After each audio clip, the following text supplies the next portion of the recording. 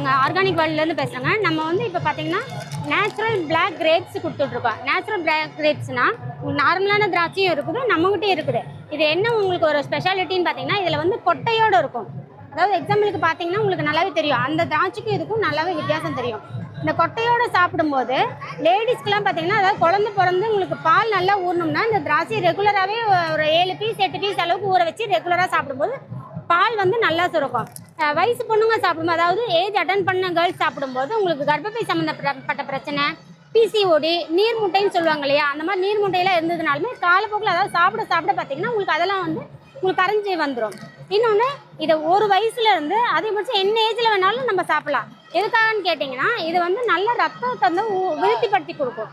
இன்னொன்று, இதில் கொட்டை இருக்கனால இந்த கொட்டையை ரெகுலராக நம்ம அதாவது திராட்சையோட கொட்டையும் சேர்த்து சாப்பிடும்போது நமக்கு அந்த கொட்டையில் வந்து கேன்சரையே சரி பண்ணுற அளவுக்கு அதில் சக்தி இருக்குதுங்களாம்மா. அதாவது கேன்சரை சரி பண்ண வரும்னு நான் சொல்ல வரலைங்க, கேன்சரையே சரி பண்ணுற அளவுக்கு அதில் ஸ்ட்ரென்த் இருக்குது. ஸோ அதனால் நீங்கள் இந்த மாதிரி கொட்டையோடு இருக்கிற திராட்சை நம்ம சாப்பிடுங்க. இந்த திராட்சை உங்களுக்கு வேணும்னா ஸ்க்ரீன் இருக்கிற நம்பருக்கு நீங்கள் கால் பண்ணுங்கள். இன்னொன்று, நம்ம ஆற்காட்டுக்கு வந்திருக்கோம். ஆற்காட்டுக்கு வர கஸ்டமருக்கு எல்லாருக்குமே வந்து நம்ம சாம்பிள் கொடுத்துட்ருக்கோம். வாங்குறவங்க எல்லாருமே சீடோட நல்லா இருக்குதுன்னு சொல்லி வாங்கிட்டு இருக்காங்க. உங்களுக்கு வேணுனாலுமே ஸ்க்ரீனில் இருக்க நம்பருக்கு கால் பண்ணுங்கள். கொரியர் ஃபெசிலிட்டியும் நம்மக்கிட்ட இருக்குது.